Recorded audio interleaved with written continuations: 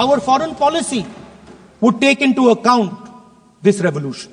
When we talk to the United States, we would not send our foreign minister to invite our prime minister to his coronation. We would not send him 3 or 4 times, please invite our prime minister. Because if we had a production system and if we were working on these technologies, the American president would come here and invite the prime minister. So it is important to understand where Please.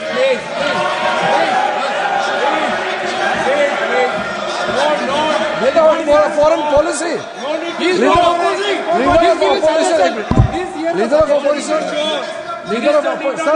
Leader of opposition cannot make such serious, unsubstantiated statement. This is related to the relation between 2 countries, and he is making an unverified statement about invitation of the Prime Minister of our country. Is better than our dignity. How can you make such kind of statement? He is leader of opposition, sir. He should be responsible in making such statement. Sir, LOP is giving us very positive suggestions. Why they are worried, sir?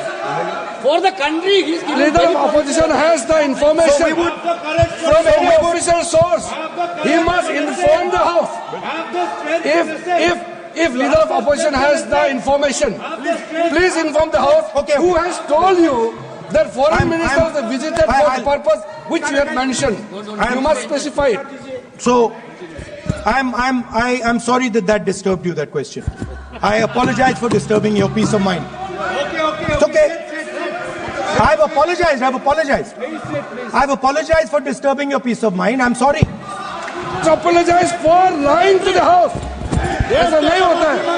तो serious होना चाहिए leader of opposition को. कम से कम देश के मामले में तो एक हो. देश के मामले में तो एक वॉइस से बोलना चाहिए. ये गलत बात है. ये ठीक नहीं है. लीडर ऑफ अपोजिशन को इस तरह का बयानबाजी नहीं करना चाहिए. ये गंभीर विषय पर चर्चा चल रही है. इसका गौरव विषय है. So we would start by telling our young men and women that they have to be at the forefront of this revolution. We cannot afford that the Chinese are at the forefront of this revolution. Number 1. Number 2, we would ensure that the absolute best experts on these technologies would talk to our students, would talk to our youngsters and guide them on what a future, on what these future technologies are going to do. We would make them partners in this revolution. Now, we talk about defense. And today, we have the Chinese. And the Prime Minister has denied it. And the army has contradicted the Prime Minister. It's true. The Prime Minister has denied it. The Prime Minister has denied it.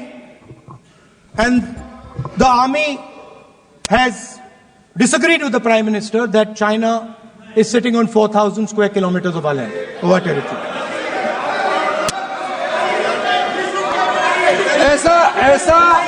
ऐसा इस सदन में अब मन चाहे बात नहीं बोल सकते हैं. ये बिल्कुल ठीक नहीं है सर. ये सीरियस मामला है. आप फॉरेन पॉलिसी पे, बॉर्डर इश्यू पर आप अपना कैसे मजाक बात कर सकते हैं? अपना मन कहानी आप बना के बोल रहे हैं. ये तो बहुत सीरियस मामला है. विदेशी प्रतिपक्ष के नेता जो आप विषय बोल रहे हैं, उसके तथ्यों को Let me speak. सदन के पटल पे रखना. आप पानी. अनुरोध है लीडर ऑफ अपोजिशन बोलिए, हम लोग शांति से सुनेंगे. ये आपका अधिकार है बोलने का, मगर आप मन चाहे ऐसा सीरियस इशू पे कैसे बोल सकते हैं? ये सीरियस मामला है. आप सदन में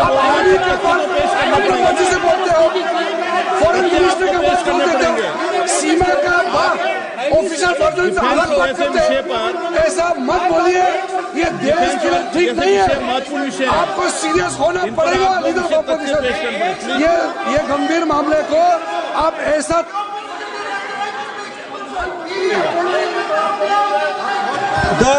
The Prime Minister has denied that Chinese forces are inside our territory, but for some reason, our army keeps talking to the Chinese about their entry into our territory, and our Chief of Army Staff has said that the Chinese are inside our territory. This is a fact. This is not invention, this is a fact. राष्ट्रपति जी के भाषण की चर्चा के समय यहां विदेश नीति की भी चर्चा हुई और कुछ लोगों को लगता है जब तक फॉरेन पॉलिसी नहीं बोलते तब तक वो मैच्योर नहीं लगते, इसलिए उनको लगता है फॉरेन पॉलिसी तो बोलना चाहिए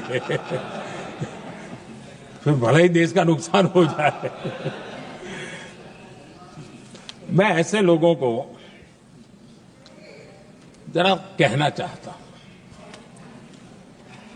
अगर उन्हें सच में फॉरेन पॉलिसी सब्जेक्ट में रुचि है और फॉरेन पॉलिसी को समझना है और आगे जाकर के कुछ करना भी है, ये मैं शशि जी के लिए नहीं कह रहा हूं